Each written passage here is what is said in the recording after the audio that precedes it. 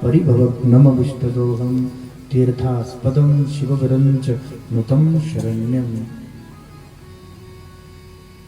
कौन से चरण? किन चरणार बिंदु का चिंतन करें?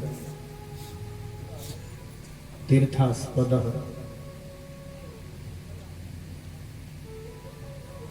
पतित पावनी भगवती भागीरथी माँ गंगा का भी जहां प्रादुर्भाव हुआ है, भगवती गंगा भी जहां से प्रकट हुई है भाई बहन, भागीरथी का भी जो उद्गम स्थान है,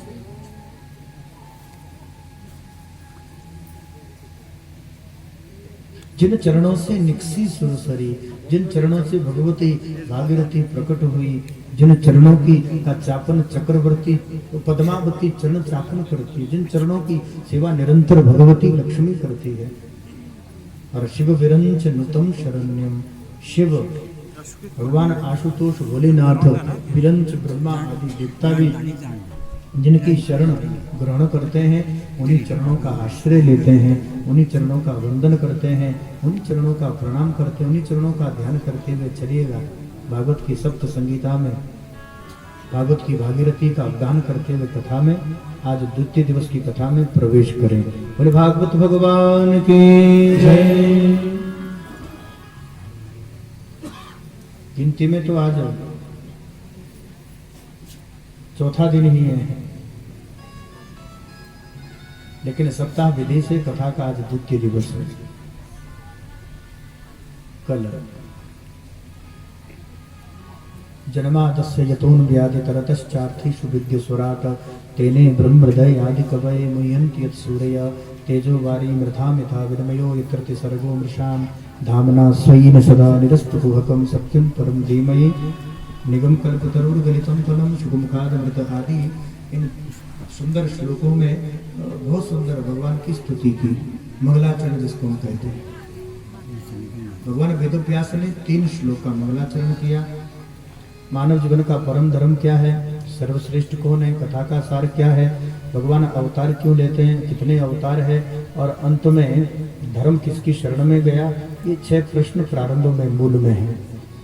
यम प्रवजंत मनुपेत वपेत कृत्यम द्वैपायनो विरह कातर कहकर दूसरे प्रथम स्कंद के दूसरे अध्याय के दूसरे श्लोक में सूर्य जी ने प्रणाम किया। नारायणम नमस्कृत्य नरम चैव नरोत्तमम देवीं सरस्वतीं व्यासं ततो जय मुदीरये। ये कल प्रणाम करके फिर जो प्रश्न थे विधिवत उसका विस्तार से समाधान भी किया।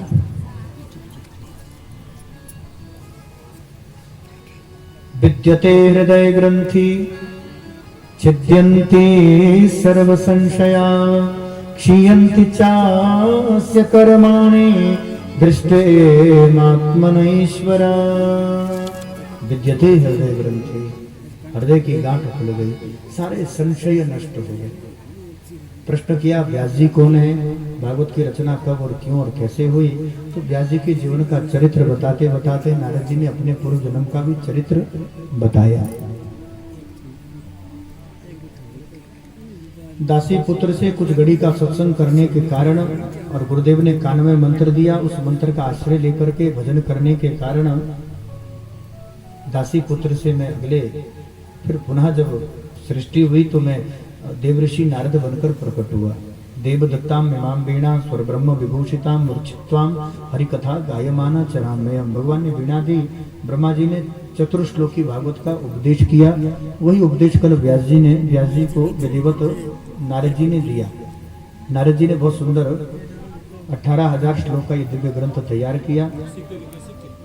उसके बाद प्रश्न था कि ये परीक्षित कौन है। यदा मृदय कौरव सृजन्याम वीरेशु अथ वीर गतिम गतेशु, तो महाभारत का प्रसंग भी आप लोगों ने विधिवत वहां पर सुना। उस महाभारत के प्रसंग में किस प्रकार अश्वत्थामा ने 5 पांडव के 5 पुत्रों का वध किया, अश्वत्थामा को बंदी बनाया और बंदी बनाने के बाद सर दाढ़ी मूछ मूंढकर मस्तक की मणि निकाल करके धक्के देकर अश्वत्थामा का अपमान किया। अश्वत्थामा ने उत्तरा के गर्भ में परीक्षित को मारने के लिए ब्रह्मास्त्र छोड़ा। जहां पर उत्तरा भगवान से कहती है बहुत सुंदर भाव से, पाहि पाहि महायोगेन देवदेव जगत्पते नान्यं तद्वयं पश्य यत्र मृत्यु परस्परम। प्रभु मेरी मृत्यु परस्पर है, लेकिन नान्यं तद्वयं पश्य, मृत्यु को देखकर भी मुझे भय नहीं है। मेरे गर्भ की रक्षा करें। तो भगवान अंगुष्ठायाम होकर के शंख चक्र गदा लेकर के उत्तरा के गर्भ में परीक्षित की रक्षा करते हैं। परीक्षित की रक्षा हुई और कुंती ने नमस्ते त्वाभ्यम ईश्वरम प्रकृति परम लक्ष्यम सर्वभूतानां अंतर्बहिर् अवस्थितम करके 26 श्लोक की स्तुति की। कृष्णाय वासुदेवाय देवकी नंदनाय च नंद गोप कुमाराय गोविंदाय नमो नमः। आगे चल करके फिर पितामह भीष्म का भी चरित्र कल आप लोगों ने सुना।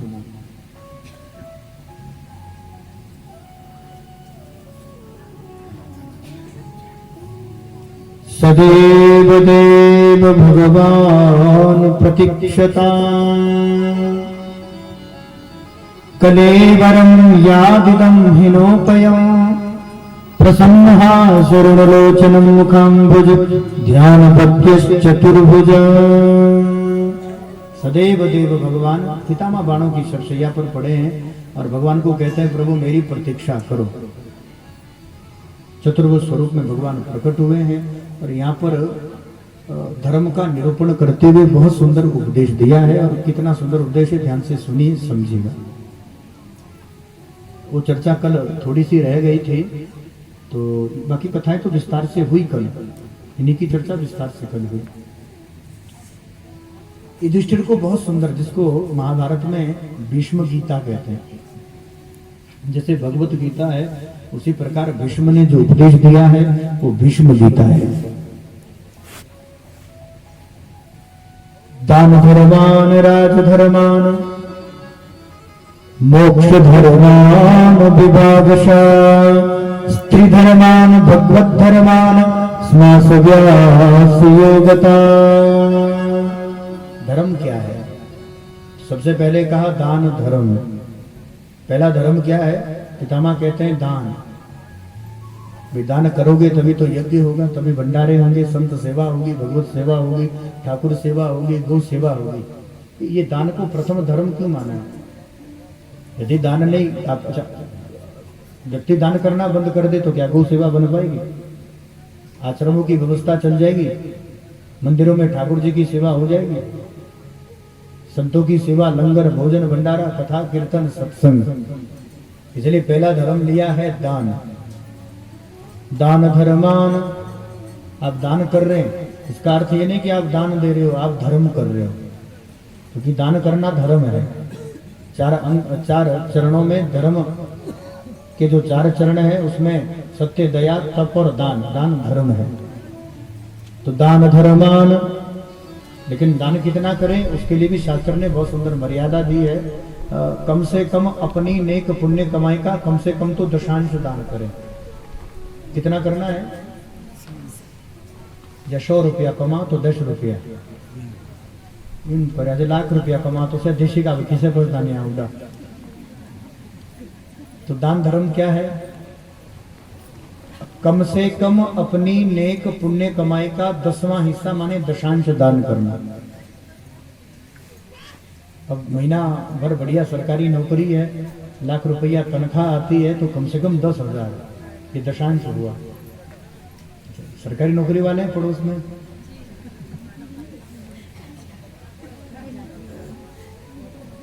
तो महीने का 10 हुआ तो साल भर का 1,20,000 रुपए तो केवल अपनी नेक कमाई से धन शुद्धि के लिए दान करें। लेकिन कमाई नंबर 2 की हो, जरूरी थोड़ी है कि नंबर 1 की कमाई हो, कभी कभी नंबर 2 की भी होती, तब क्या करें? तो भैया यदि पाप की कमाई है, नंबर 2 का धन है, ब्लैक मनी जिसको कहते हैं, ऐसे तो सबसे बड़ा काला धन हमारे पास है। विश्वास नहीं है तो पीछे नहीं है, बोले काले कलूटे भगवान की। हमारे ब्रज के संत थे वो, भगवान इतना प्रेम, इतना अधिकार, वो भगवान भी ना कहें काले कलूटे, तो सबसे काला धन तो ये है। बोले वहां के बिहारी लाल की, और साधु का परम धन ही है। तो चलिए, तो हम विनोद कर रहे हैं कि जिसके पास पाप की कमाई है वो क्या करे। शास्त्र में कहीं ने लिखा पाप करो और फिर दान करके पुण्य करो। पाप की कमाई से कभी पुण्य हो जो पहले ही पाप, उससे पुण्य कैसे करोगे। यदि कमाई पाप की है महाराज, तो 50% आधा भी दान कर दो तो भी छूटने वाले नहीं। व्यासपीठ किसी को ये नहीं सिखाती पाप करो आधा दान कर दो तो छूट जाओगे, पाप करोगे तो नरक जाओगे। पाप का फल तो भोगना ही पड़ेगा ना। तो बने तो पाप ना करें। दान कहां से, और पाप की कमाई का तो दान करना भी नहीं चाहिए। खूब अपनी मेहनत की पुण्य नेक कमाई का जो धन है, उस पुण्य नेक कमाई से हम दान करें, और उसी दान की महिमा है। उसी दान को हम लोग, हमारे यहाँ धर्म, तो कम से कम दशांश 10वां हिस्सा निकाल करके दान करें। यह है दान धर्म। दान धर्मान राज धर्मान, उसके बाद है राज धर्म। तो राजा का धर्म क्या है?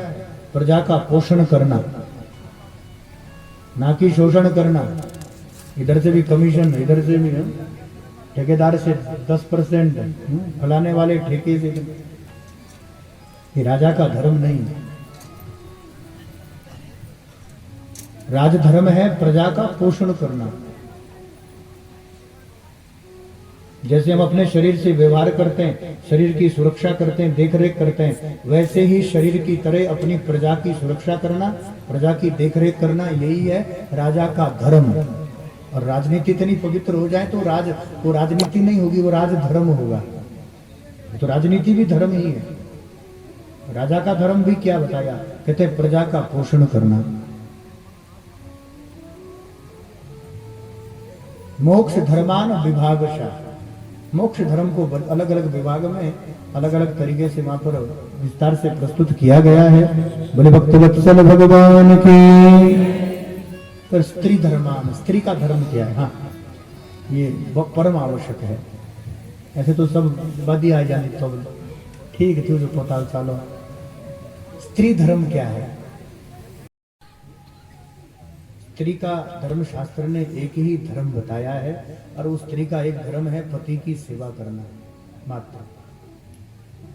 एक पतिव्रता नारी के लिए उसका पातिव्रत धर्म ही उसका मूल धर्म है। पति की सेवा करना, पति की आज्ञाओं का पालन करना। इसलिए हमारे धर्मशास्त्र में बहुत सुंदर बताया है कि पति कोई भी सत्कर्म करता है, पति कोई भी पुण्य कर्म करता है, पति कभी भी आपको दान करना ना, मैं माताओं से विशेष निवेदन न करता हूं, ध्यान से समझिएगा इस बात को। कभी दान करना हो तो, कोई सत्कर्म करना हो, कोई तीर्थ कर्म करना हो, तो उसे बने तो लगभग पति के हाथ से करवाएगा। पति जब सत्कर्म करेगा, पुरुष जब पुण्य कर्म करेगा, दान करेगा, सत्कर्म करेगा, तो उसका जो आधा 50%, 50-50 आधा फल स्त्री को प्राप्त हो ही जाता है। पुरुष के प्रत्येक किए गए सत्कर्म पर, दान धर्म पर, यदि वो तीर्थ यात्रा करे, आप ना जा पाओ क्योंकि घर में बच्चे हैं, परिवार की, आराम से पति को आप भेज दो, जाओ तीर्थ यात्रा, घूमने नहीं, तीर्थ यात्रा। तो पति तीर्थ यात्रा करेंगे, गंगा जी में डुबकी लगाएंगे, तो आधा फल आपको प्राप्त हो जाएगा।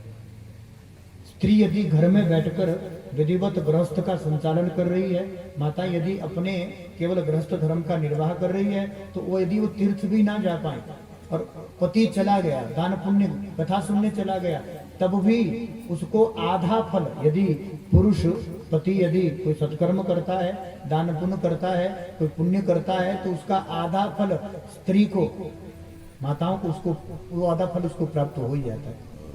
और आदमी कोई पाप करे, पुण्य करेगा तब तो आधा फल मिलेगा, लेकिन आदमी कोई पाप करे तो उसका जो फल का भोगी है वो स्वयं पुरुष है, आदमी है। स्त्री को पाप का भाग नहीं मिलता। और पुरुष भी ये समझकर कर्म करें, यदि पाप करोगे तो खुद भोगोगे, और पुण्य करोगे तो उसका आधा फल पत्नी को मिलना ही मिलना है। अब ज्यादा खुश नहीं है तो आधा फल किसको मिलता है ये जान लो। पत्नी को आधा फल मिलता है, धर्म पत्नी को आधा फल मिलता है, लेकिन किसको मिलता है? जिसने अपने पातिव्रत धर्म का पालन किया है, पति की सेवा करना जिसका धर्म है, पति की आज्ञा का पालन करना ही जिसके लिए सबसे बड़ा धर्म है, अर्थात पतिव्रता अपने पातिव्रत धर्म का निर्वाह करते हुए पति की सेवा करने वाली ऐसी पतिव्रता सती नारी को ही पुरुष के किए गए प्रत्येक पुण्य का आधा फल प्राप्त होता है। अब जय कॉर्वेट हो जाए 3.5 रखे तो भेट दो तो ये जानना उससे भी अति आवश्यक है। तो सुन पड़ा, पति का सम्मान जो स्त्री करती है पति जैसा भी है। हमारे यहाँ पति ही परमेश्वर है, स्त्री का यही धर्म है, एक नारी का यही धर्म है। विधिवत पति सेवा करे, पातिव्रत धर्म का पालन करे और पति जो आज्ञा करे उसके लिए वो धर्म है, क्योंकि वो अपने धर्म का पालन कर रही है। स्त्री के लिए सबसे बड़ा धर्म है पति की सेवा करना, पातिव्रत धर्म का पालन करना और बने तो पत्नी को, पति को भी धर्म के मार्ग पर अग्रसर करना, इसलिए उसको धर्म पत्नी कहते हैं। खर्चे करवाने वाली तो तेरी, ब्यूटी पार्लर जाने वाली तो पूरी बैठ जान।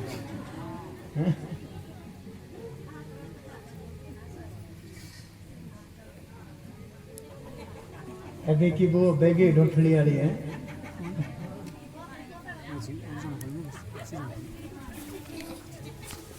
स्त्री धर्म,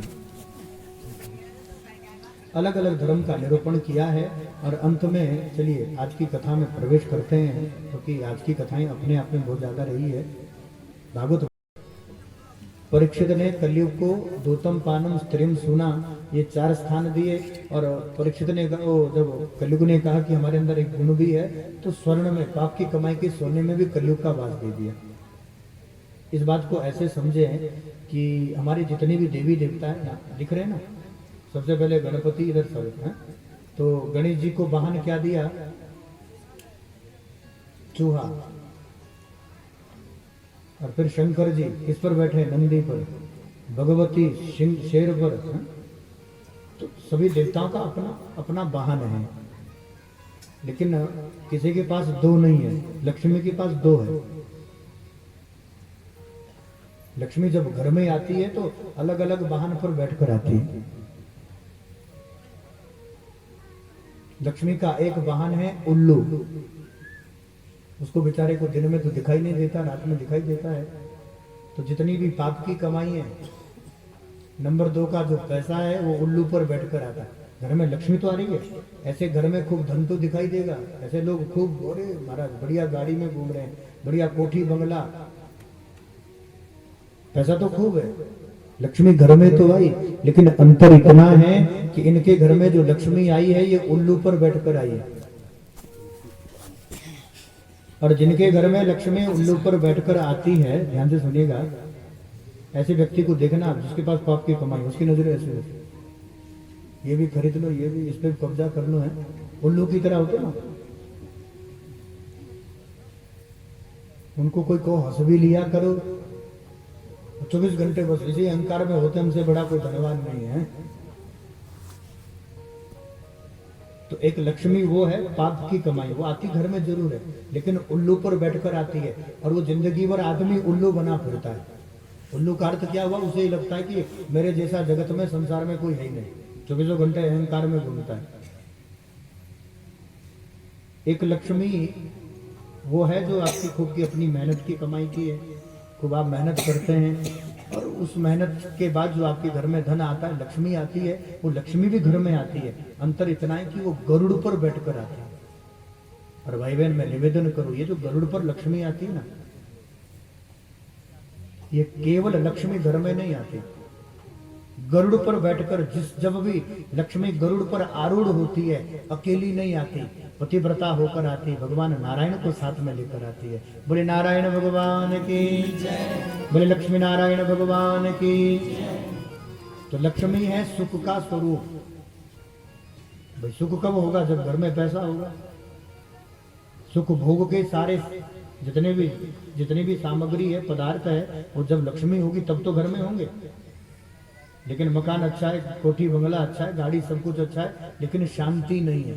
तो नारायण विष्णु है शांति के प्रतीक, शांताकारम भुजंग शयनम। तो घर में सुख भी आता है, समृद्धि भी आती है, भोग वस्तु भी आती है, और घर में फिर शांति भी एक साथ आती है। बोले सच्चिदानंद भगवान की जय। तो आप निर्णय कर लो। अच्छा, हमारे यहां एक है स्वर्ग, सुना तो होगा, दान करो यज्ञ करो तो स्वर्ग जाओगे। वहां का स्वर्ग तो पता नहीं, पता ईमानदारी से स्वर्ग यही है। एक शिवलोक है, दूसरा है वैकुंठ।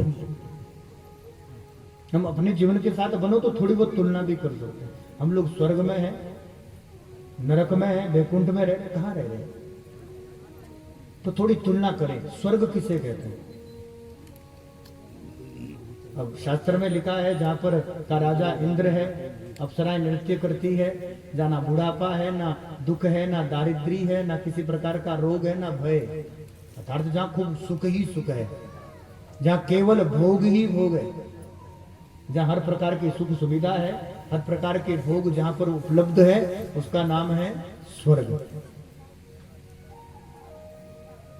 तो यहां बहुत सारे लोग हैं जो भी स्वर्ग में रह रहे हो, जिनके पास बढ़िया आलीशान मकान है, घर में टीवी है, फ्रिज लगा है, घूमने के लिए गाड़ी है, गर्मी हो तो एसी भी घर में लगा हो, तो स्वर्ग में तो ले रहे। हर प्रकार की सुख सुविधाओं में जो जीवन व्यतीत हम लोग करते हैं, संसार के भोग के सभी साधन जिस व्यक्ति के पास है, भाई बहन ईमानदारी से वो व्यक्ति स्वर्ग में ही रह रहा है। स्वर्ग की तुलना सुख से ही तो की है, भोग से ही तो की है। जहां भोग की हर वस्तु यदि आपके पास उपलब्ध है तो आप स्वर्ग में रह रहे हैं। तो स्वर्ग में सुख तो है, भोग भी है, लेकिन स्वर्ग में समस्या यह है कि वहां पर सुरक्षा नहीं है, सिक्योरिटी नहीं है, व्यक्ति असुरक्षित रहता है। असुरक्षा है ना, इंद्र असुरक्षित रहता है। इंद्र को लगता है पता नहीं कब कौन तपस्या कर दे, कब कौन यज्ञ कर दे,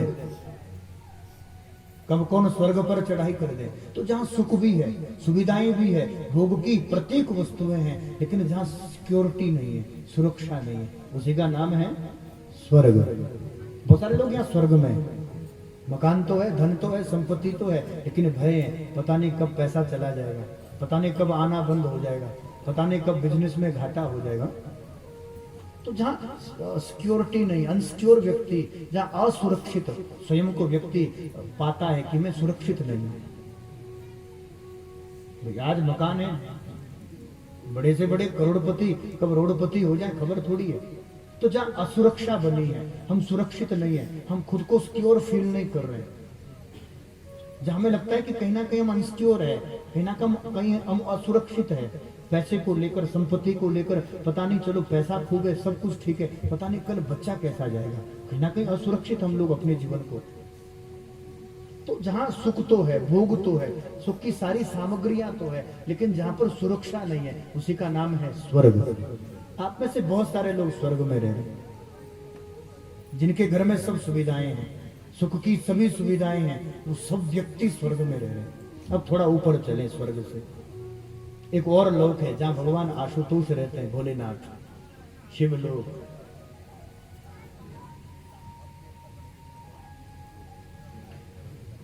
वहां सुविधा नहीं है।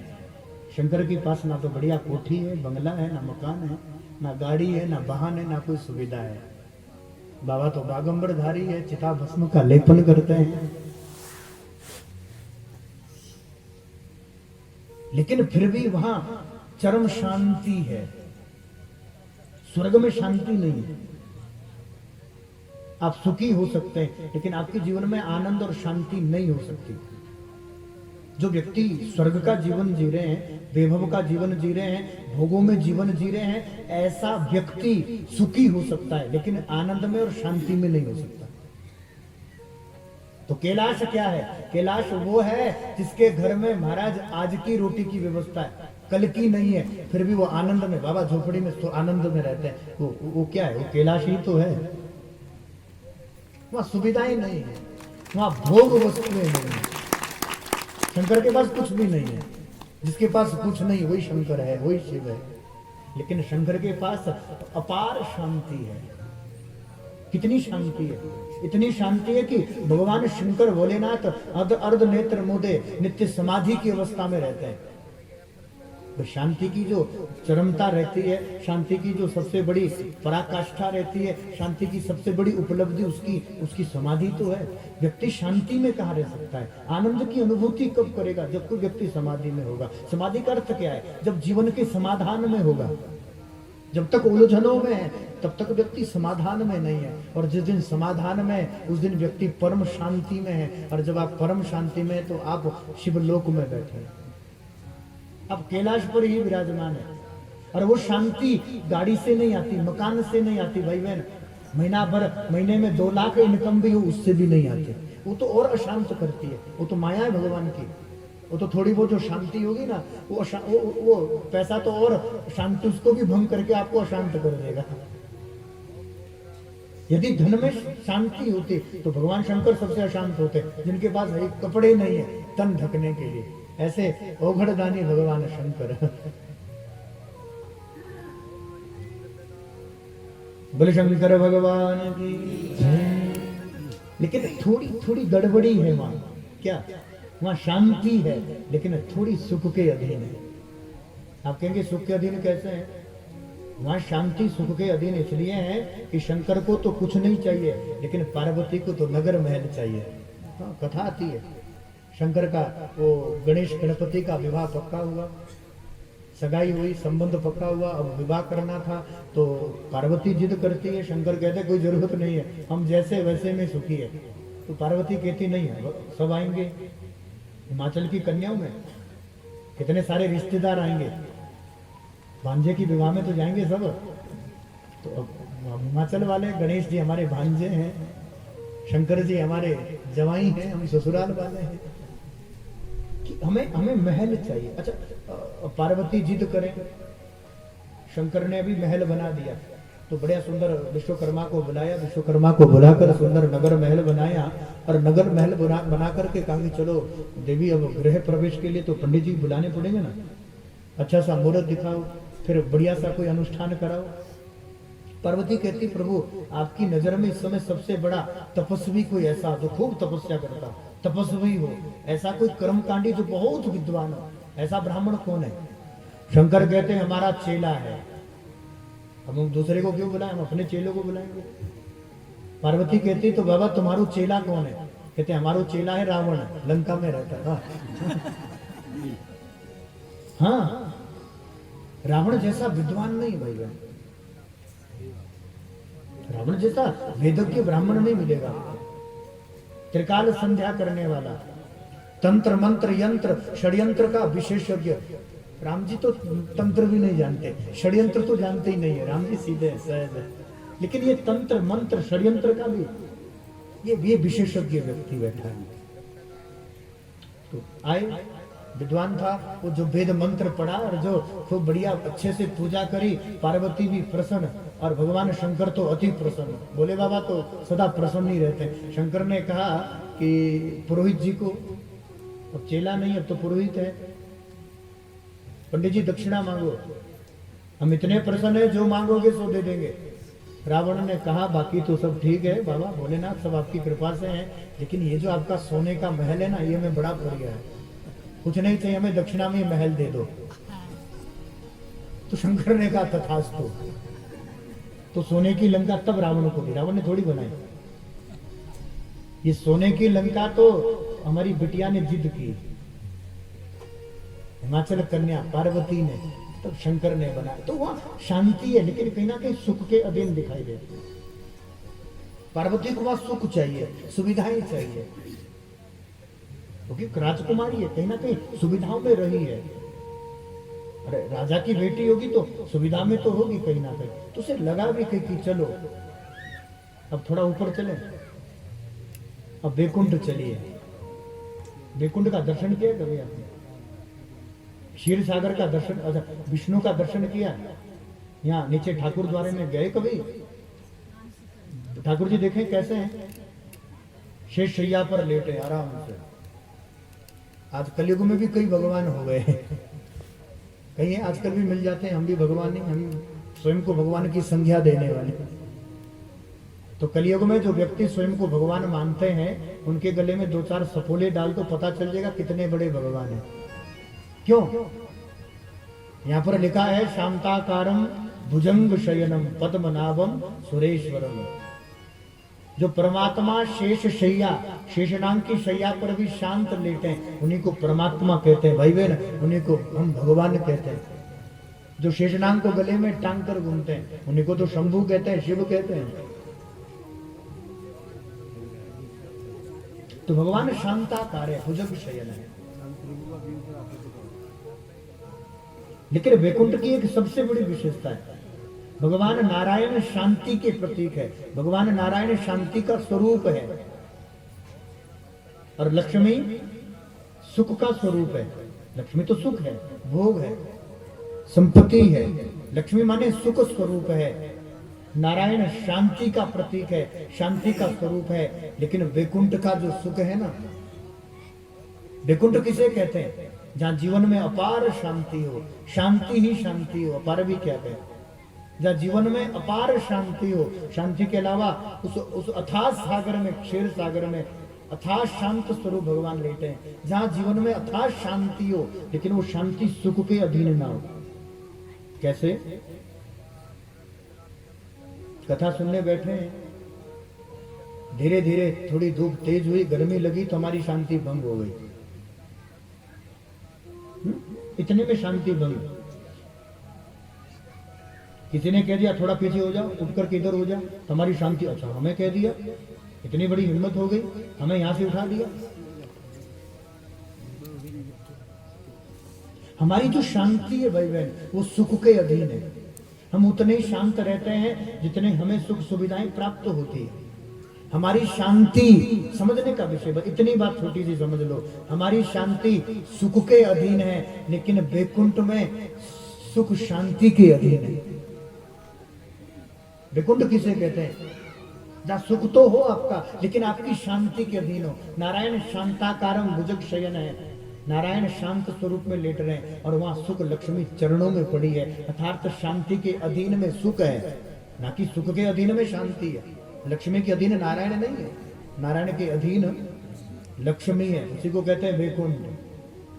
नारायण का सीधा अर्थ है शांति, लेकिन वो शांति सुख के अधीन ना हो, अपितु तो हमारा सुख भी हमारी शांति के अधीन हो। ऐसी परम शांति जब किसी परम विरक्त, किसी बुद्ध पुरुष को, किसी यति साधु सन्यासी को प्राप्त होती है, उस समय वो वैकुंठ का वास करता है। वैकुंठ उसी का नाम है।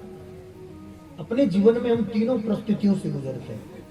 स्वर्ग भी यही है, कैलाश भी यही है, और वैकुंठ भी, शिवलोक भी यही है, तो वैकुंठ भी वही है। और महाराज सब कुछ होते हुए जिंदगी भर आहा करते रहे, इसका उसका करते रहे, तो नरक भी यही है। मकान भी है, कोठी भी है, बंगला भी है, गाड़ी भी है, ना भोग भोग रहे ना सुख भोग रहे, हाय हाय करते छाती पीटते जिंदगी बीत गई, और पूरे दुख में भी सब कुछ होते हुए जिसके जीवन में 24 घंटे दुख ही दुख है, ऐसा व्यक्ति नरक में ही जी रहा है। नरक की, और क्या नरक किसको कहेंगे हम? उसी का नाम तो नरक है। पैसा भी है, धन भी है, संपत्ति भी है, पोता नाती सब कुछ है, लेकिन फिर भी हाय हाय करते छाती पीटते मर गया, ऐसा व्यक्ति जिंदगी भर नरक में पड़ा रहा। यही है नरक की, इसी को नरक की परिभाषा कहते हैं। आप अपने जीवन में तुलना करें, हमारा जीवन स्वर्ग जैसा है, हमारा जीवन शिवलोक जैसा है, कि हमारा जीवन वैकुंठ जैसा है। ये कथा क्या करेगी भाई बहन? ये कथा आपको परम शांति की अनुभूति कराएगी। ये कथा आपको वैकुंठ पद की प्राप्ति, वैकुंठ पद किसे कहते हैं, ये वैकुंठ वास करवाएगी। वैकुंठ की मरने के बाद किसने देखा कहाँ गए? दुनिया क्या जाने मोहन की सुंदर सूरतियाँ, मोहन की सुंदर सूरतियाँ, मन में बस गई मोहनी मूर्तियाँ, मन में बस गई मोहनी मूर्तियाँ। लोग कहें मैं भई बहरिया, लोग कहें मैं भई बहरिया, जब से ओढ़ी शाम चुनरिया, जब से ओढ़ी शाम चुनरिया, मोरी जब की दुनिया क्या जाने, मेरी छोड़ी जग की रीत दुनिया क्या जाने, क्या जाने कोई क्या जाने, क्या जाने कोई क्या जाने, क्या जाने कोई क्या जाने, क्या जाने कोई क्या जाने। मुझे मिल गया, मुझे मिल गया, मुझे मिल गया मन प्राणी, जाने मुझे मिल गया मन का मीत दुनिया क्या जाने, लगे शाम संग प्रीत दुनिया क्या जाने, मेरी लगे शाम संग प्रीत दुनिया क्या जाने।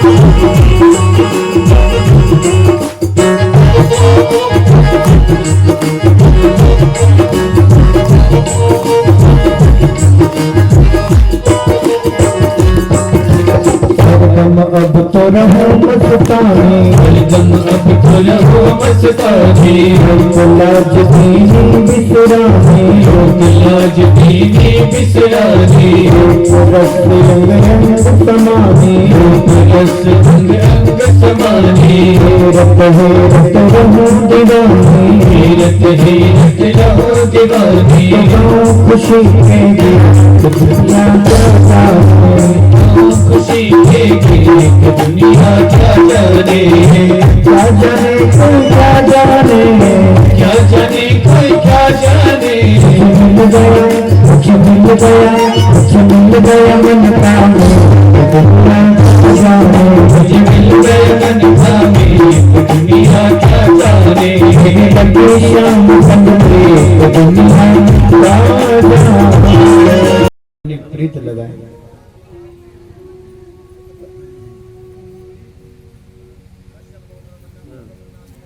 पाप की कमाई का स्वर्ण मुकुट पहनकर शमिक आश्रम में जाना, शमिक ऋषि का अपराध होना, शमिक पुत्र श्रृंगी के द्वारा परीक्षित को श्राप देना, यहाँ तक की कथा कल हुई थी ना।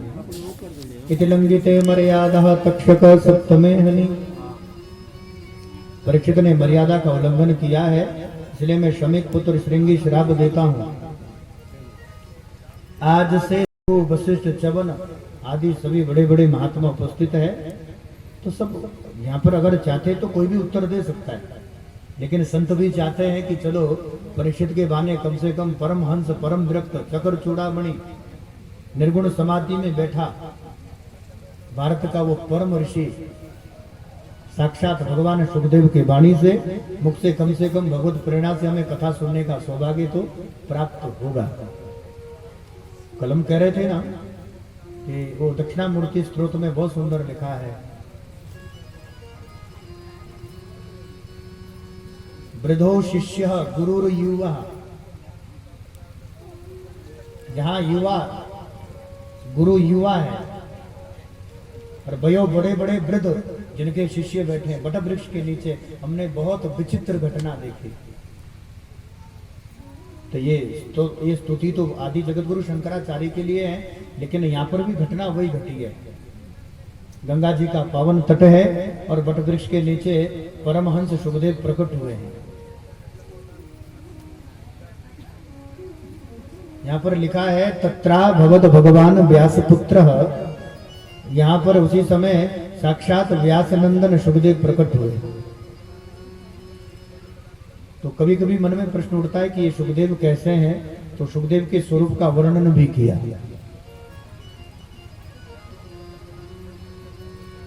अलक्षलिंगम निजलाभ तुष्टा भृतश्च बालार अवधूत भेषा। सुखदेव कैसे हैं? कहते हैं अलक्ष लिंगम, तीखा होता है, अलक्ष्य लिंगम निजलाभ तुष्ट।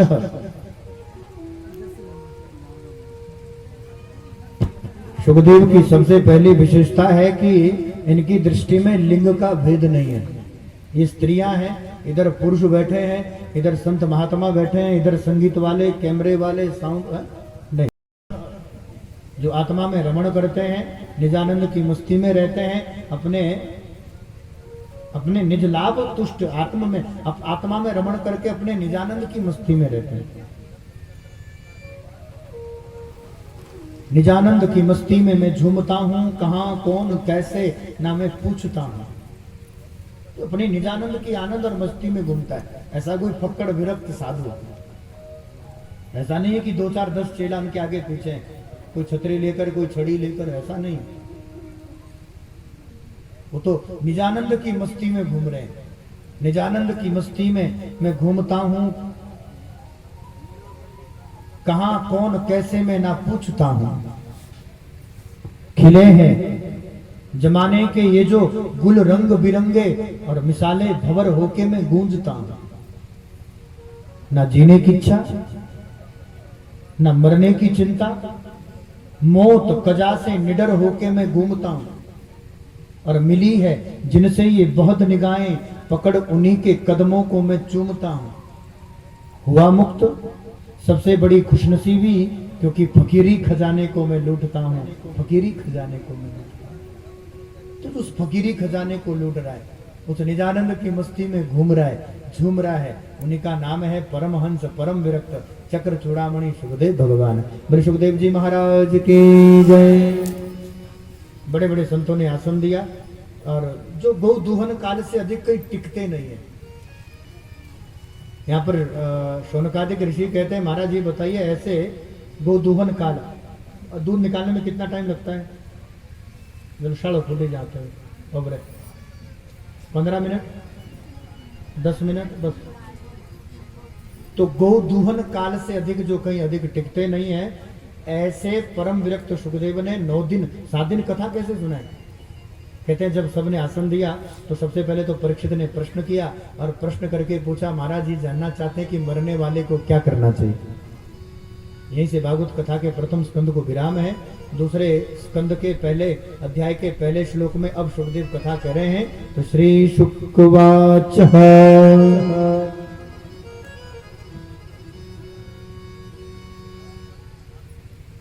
बरियाने शमते प्रश्न कृतो लोक हितो नृपा। क्या कह रहे हैं? हे राजन, तुमने ये जो प्रश्न किया है ये लोक हित का है, क्योंकि मरने वाला तो पूरा संसार है, यहाँ जितने लोग भी उपस्थित है। अच्छा, मरता कौन है? तो इसका एक ही उत्तर है, जिसका जन्म होता है। अमर कौन है? कहते हैं जिसका जन्म ही नहीं हुआ है। तो आत्मा ना जन्म लेती है ना मरती है, इसलिए तो आत्मा अजर है, अमर है। ये शरीर जन्म भी लेता है और अंत में ये मरता भी है। तो जिसका जन्म होता है उसी की ही मृत्यु होती है। तो मरने वाले तो सब है, इसलिए बरियानेशम ते प्रश्न कृतो लोक हितो नृपः। हे राजन, तुमने प्रश्न इतना बढ़िया किया है कि तुम्हारे हित का नहीं, लोक हित का है। मरने वाली तो सारी दुनिया है, संसार है। अच्छा ये बताओ, किसी का भरोसा है कब प्राण निकल जाए? कोई बता सकता है? बस खबर मिलती, अरे महाराज सुना है रात में चौधरी साहब भी चले गए। क्या हुआ? दिन में तो बाजार में घूम रहे थे, कहते अचानक किडनी फेल हो गई, हार्ट अटैक हो गया। ऐसे तो सुनने को मिलता है। तो सांसों का भरोसा है कब प्राण निकल जाए? कर जा तू काम ऐसा जो बुलंदियों को छू ले। इसलिए कहते हैं कोई फायदा नहीं कितना ही धन इकट्ठा कर लो, धन भी यही, संपत्ति, मकान, दुकान, व्यापार सब यही रह जाता है। तो क्या करें? कर जा तू काम ऐसा जो बुलंदियों को छू ले। इज्जत से नाम तेरा आ जाए हर जुबा पर, सांसों का क्या भरोसा, रुक जाए कब कहाँ पर। श्वासों का क्या भरोसा, रुक जाए कब कहाँ पर। सांसों का क्या भरोसा, रुक जाए कब कहाँ पर।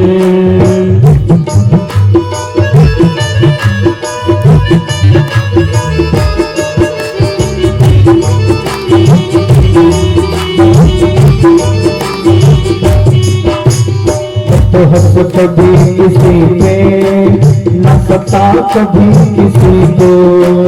मत हंस कभी किसी पे, न सता कभी किसी को।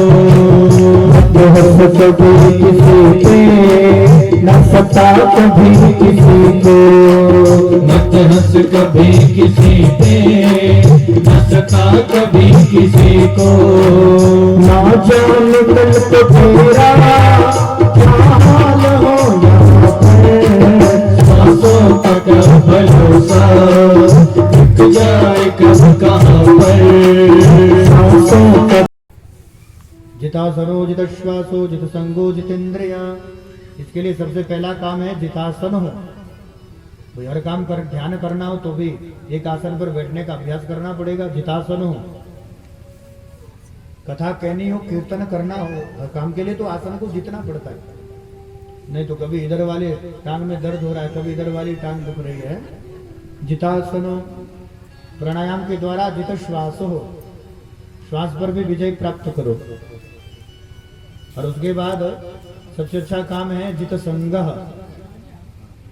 संग को जीतो।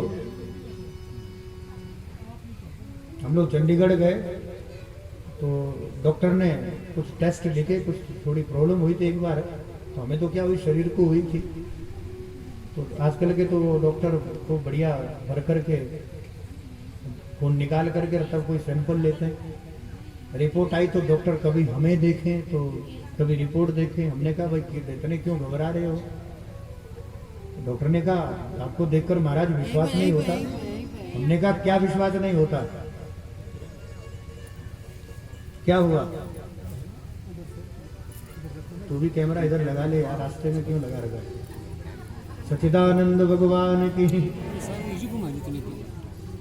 भक्त वत्सल भगवान की जय।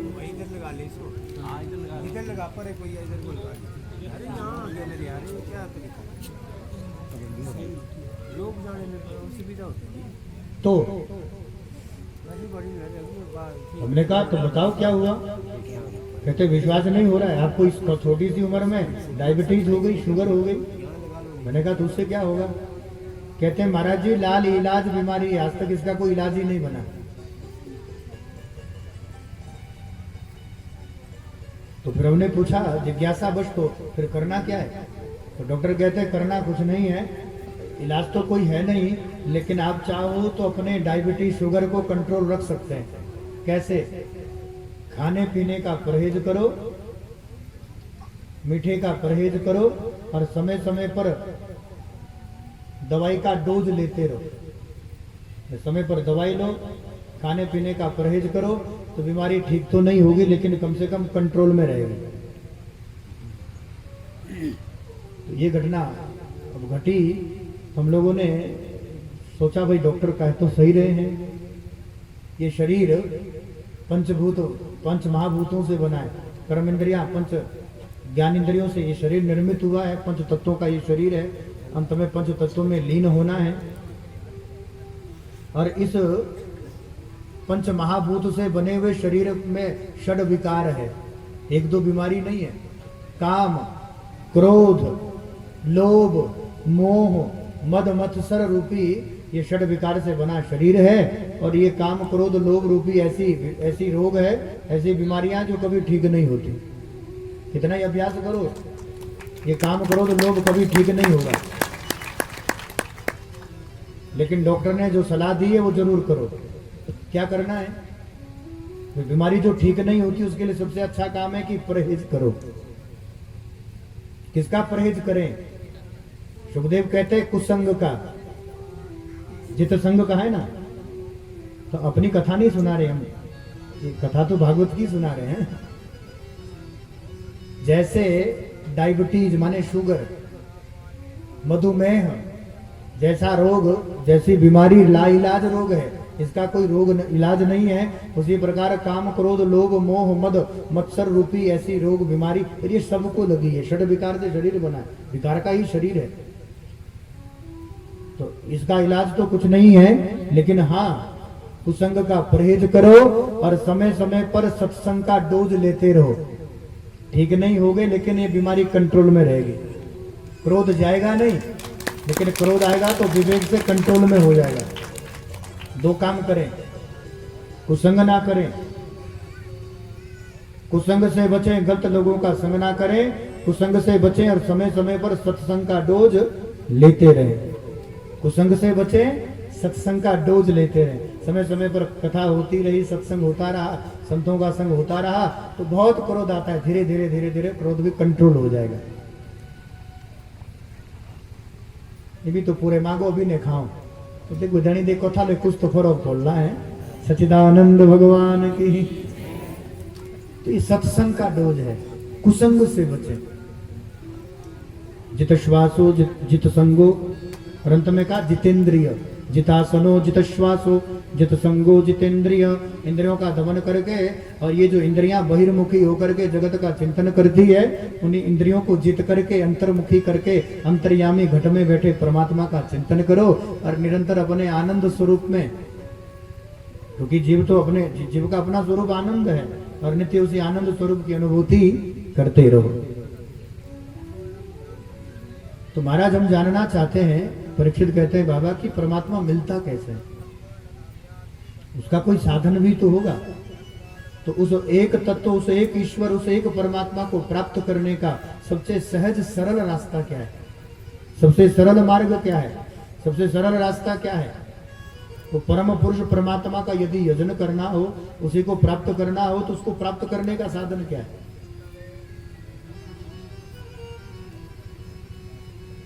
कि अकामो सर्व कामो वा, अकामो सर्व कामो वा मोक्ष कामुदारधे तीव्रेण भक्ति योगेन यज्यते पुरुषं परम।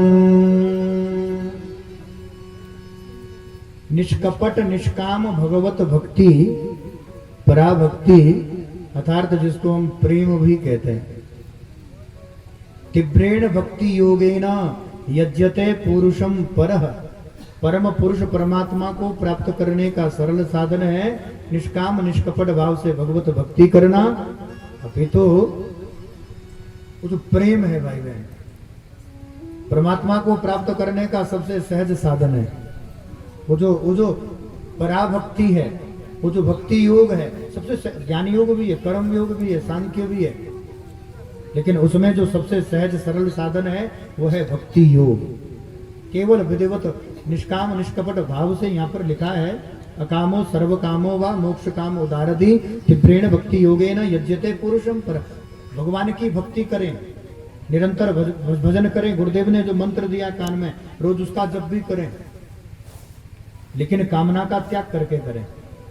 कामना कौन सी? कहते हैं मोक्ष की भी कामना भक्त को नहीं रखनी चाहिए। हे प्रभु मुझे मुक्त कर दो, मोक्ष की भी कामना जहां नष्ट हो जाए, ये भक्ति योग, जहां व्यक्ति कामना रहित हो जाए, अहेतुकी अप्रतिहतान हो जाए। अयोध्या की घटना है, बहुत पुरानी, सरयू नदी का तट, और ज्यादा पुरानी भी नहीं है। बहुत उच्च कोटि के साधु रहते थे, बहुत उच्च कोटि के संत थे, खूब चेला, महंत थे तो चेला भी थे। आश्रम में खूब सेवा करते, लेकिन संत की, वो जो संत थे, उन संत का एक नियम था भाई बहन। वो संत सुबह उठ करके स्वयं सोहिनी सेवा करते थे। सोहिनी सेवा मतलब झाड़ू लगाना, उसी को हमारे यहाँ सोहिनी सेवा करते हैं। बाबा रोज उठते थे, चेला तो बहुत थे, लेकिन वो ठाकुर जी की सोहिनी सेवा करना, झाड़ू की सेवा करना, ये वो संत स्वयं करते थे, ये उनके जीवन का नियम था। वो समय व्यतीत हुआ, धीरे धीरे बुढ़ापा आ गया, शरीर भी थोड़ा थोड़ा थोड़ा दुबला पतला हो गया था, क्योंकि बुढ़ापे में तो फिर ज्यादा काम नहीं होता। और जाड़ों का दिन है, सर्दी, चारों तरफ धुंध है, क्योंकि अयोध्या में तो होती है सब जनवरी में, पोष का महीना था, कड़ाके की सर्दी है।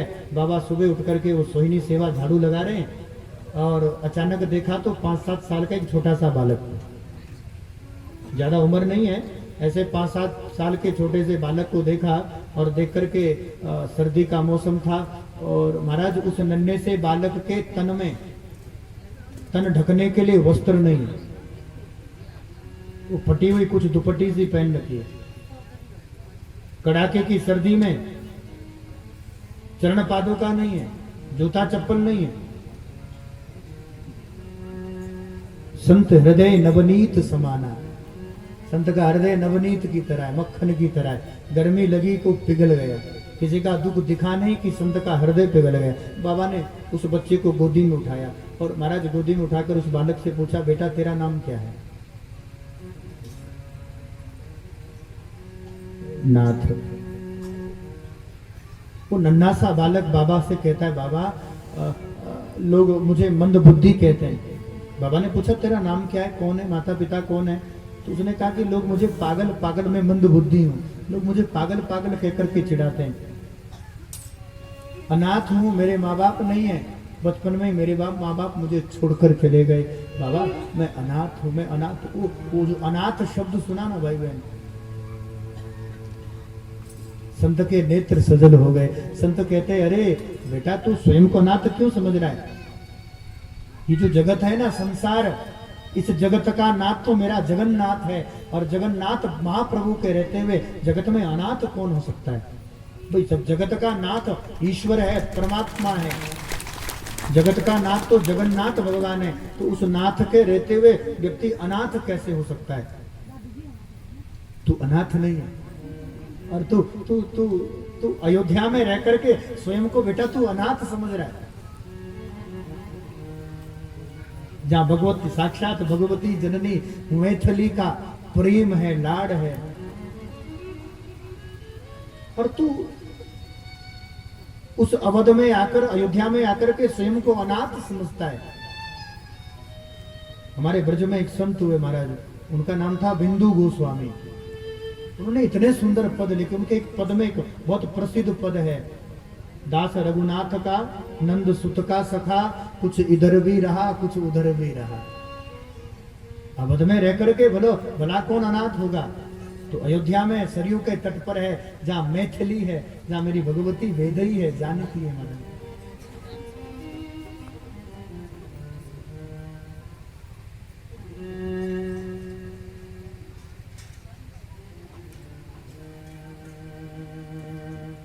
दास रघुनाथ का पद याद आ रहा है तो बहुत सुंदर पद है। दास रघुनाथ का, नंद सुत का सखा, कुछ इधर भी रहा कुछ उधर भी रहा। दास रघुनाथ का, नंद सुत का सखा, कुछ इधर भी रहा कुछ उधर भी रहा। मेरा श्री अवध और ब्रजवास का, सुख मेरा श्री अवध और ब्रजवास का, कुछ इधर भी रहा कुछ उधर भी रहा। रघुनाथ का, नंद सुत का सखा, कुछ इधर भी रहा कुछ उधर भी रहा। मेरा श्री अवध और ब्रजवास का, कुछ इधर भी रहा कुछ उधर भी रहा।